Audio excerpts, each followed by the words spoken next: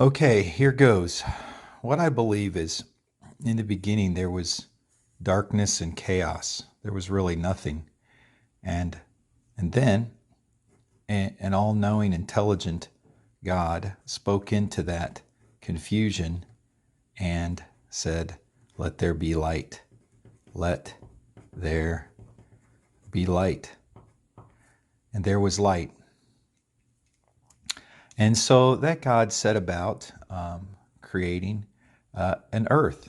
And he created the earth and the waters, and he separated the waters below from the waters above, and the land and trees and all that. And he did that in 6 days. I would also note that the way that creation went about was that God created everything with the of age, appearance of age. And so, if you went into the Garden of Eden on day one and you saw a tree, it would appear that that tree might be 150 years old.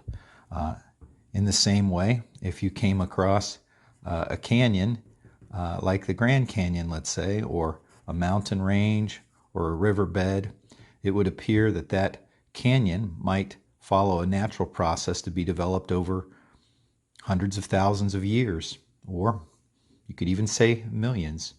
It was created with the appearance of age, as was our universe and the planetary paths and constellations, the number of stars, etc. I believe this is quite reasonable because on day 6, God created a man. His name was Adam. And then from Adam, God created a helpmate for him, and her name was Eve. And again, he started with two people. If you had seen Adam on day 1 and someone had said to you, "How old is Adam?" you probably would have said, "Oh, I think he's 30 years old." But in reality, he was 1 day old. Adam was created with the appearance of age. And so God got things started, and there was the first perfect family. God gave them instructions on how to live and eat and enjoy his creation, but man couldn't follow instructions.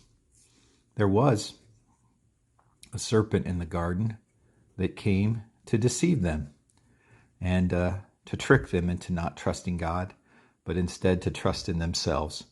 And that's an important part of the story, a very real part.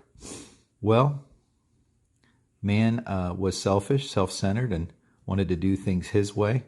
He didn't like to follow God's rules or instructions. He was selfish and proud. And so in that first family, we see that soon chaos and destruction returned as Cain killed his brother Abel. But as we see in the story over and over again, God continually wanted to give man a new start. And so even though they were expelled from the garden,